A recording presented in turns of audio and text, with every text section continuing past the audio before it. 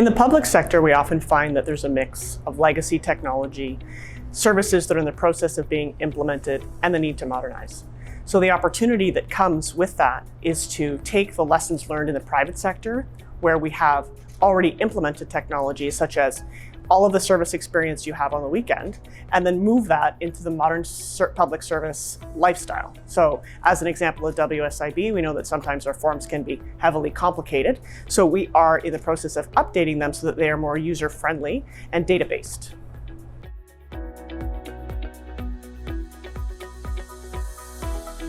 Like I said, because the public sector in some cases is still running on legacy systems and in some cases legacy service operations, the opportunity really comes from moving towards the private sector model that tends to be more self-service, on demand, real time.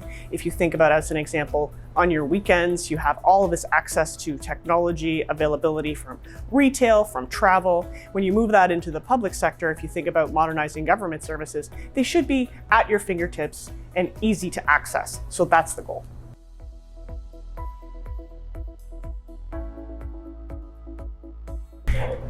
Aligning to stakeholder expectations while reprioritizing is about finding balance.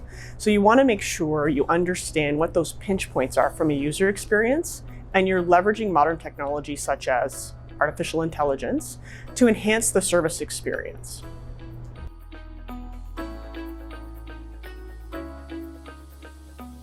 I have a pretty broad background, but change management's been a big part of it. One of the roles that I think of most concretely was when I was with eHealth Ontario. And I was part of a team that worked actively with our partners in the healthcare sector to understand what were their clinical priorities, what previously were the hindrances to rolling out new digital technology in that particular space. So for me, it comes down to a few key things. One, listening to your partners, understanding their priorities and their timing and availability. But two, being clear on what's important to you.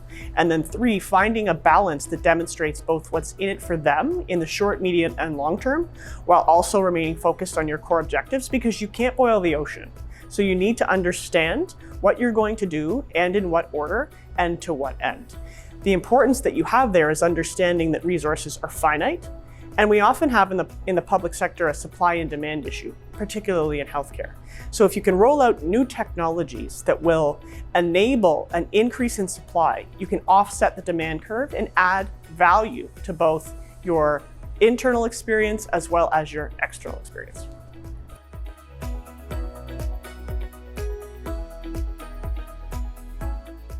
I always appreciate the opportunity to speak with the Public Sector Network. I really enjoy the collaboration that happens in these spaces. We are public servants. We're not in a competition with each other. You know, if you look at having a municipal background as an example, you're learning from your neighbor. You can take their, opportunities and challenges, build them into your plan and be better. It's not a competition. We're not Coke and Pepsi. And I feel like the network really brings people together in a meaningful way and allows that opportunity for engagement and for information sharing.